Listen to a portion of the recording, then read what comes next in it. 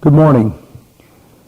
Before I talk with you about our economic program this morning, I want to say a word to the good people of New York City and to all Americans who've been so deeply affected by the tragedy that struck Manhattan yesterday. A number of innocent people lost their lives, hundreds were injured, and thousands were struck with fear in their hearts when an explosion rocked the basement of the World Trade Center. To their families, you are in the thoughts and prayers of my family. And in the synagogues and churches last night, today, and tomorrow, you will be remembered and thought of again and again. My thoughts are also with the police, the firefighters, the emergency response teams, and the citizens whose countless acts of bravery averted even more bloodshed. Their reaction and their valor reminds us of how often Americans are at their best when we face the worst. I thank all the people who reached out to the injured and the frightened amid the tumult that shook lower Manhattan. Following the explosion, I spoke with New York's Governor Mario Cuomo and New York City Mayor David Dinkins to assure them that the full measure of federal law enforcement resources will be brought to bear on this investigation. Just this morning, I spoke with FBI Director Sessions, who assured me that the FBI and the Treasury Department are working closely with the New York City Police and Fire Departments. Working together, we'll find out who was involved and why this happened. Americans should know we'll do everything in our power to keep them safe in their streets, their offices, and their homes. Feeling safe is an essential part of being secure, and that's important to all of us. I also want to take this opportunity this morning to talk about another crucial aspect of our security, our economic security. 10 days ago, I asked for your help to bring bold changes to our economy. I said it would be a challenge and that our plan would require every one of us to contribute, and that the price of doing nothing is far, far higher for all of us than the price of change. Most of all, our work together will bring us important returns, more jobs, more growth, better incomes, and a better future for our children. Your response to this plan has been overwhelming to me. Business and labor leaders have made a rare alliance on behalf of a program that offers lower interest rates and investment incentives for private enterprise and modern skills and opportunities for working people.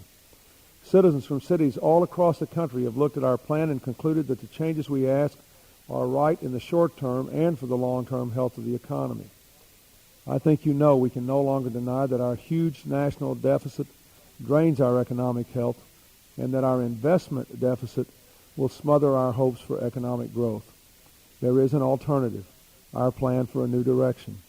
It provides retraining to Americans for better jobs, incentives for small businesses to invest, and a head start, better nutrition, and superior schools for our children. Our plan will cut the deficit as a percentage of our national income in half between now and 1997, so we can put our resources to work for all of us. What is happening in this nation is historic.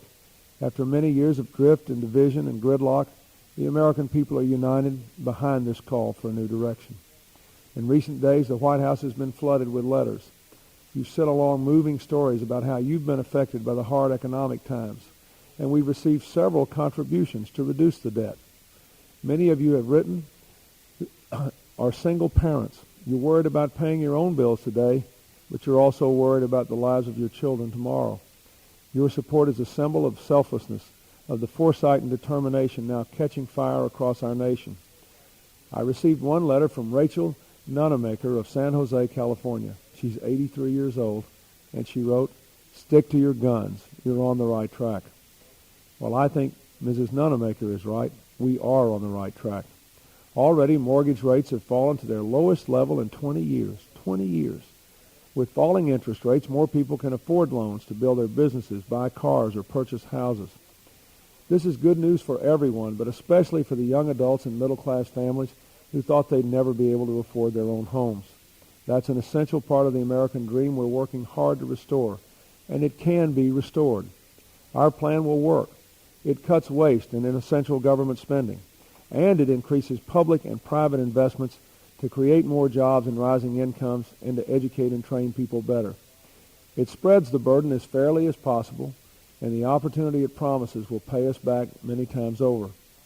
If we get America moving again, I don't care who gets the credit. Ultimately, the credit will go to you, the American people. As a patriot once said to the citizens of our democracy, you are the beginning and the end. This is an exciting time to be an American, and we must not let this historic moment pass. We are rebuilding the American community and the American economy together. On March the 1st, we'll mark an anniversary that is especially significant to my generation. 32 years ago, President Kennedy inspired Americans to serve in the Peace Corps. On Monday, I'll discuss my proposal for a new form of voluntary national service. It's a plan to invest in our country's future, a call to action and to responsibility that will involve one of our most precious national resources, our young people. With national service, hundreds of thousands of students will have a chance to pursue higher education. Everyone with the desire to serve will have the opportunity, and we'll meet social needs that for too long have gone unaddressed. National service will be a great gift for the next generation of Americans. In closing today, let me share with you another letter I received that arrived with an extraordinary gift. They come from George L. Baker of Sherwood, Arkansas, a retired Air Force major. After serving his country under extreme danger, Major Baker was awarded the Distinguished Flying Cross for heroism. It is a recognition that George Baker should have kept for the rest of his life.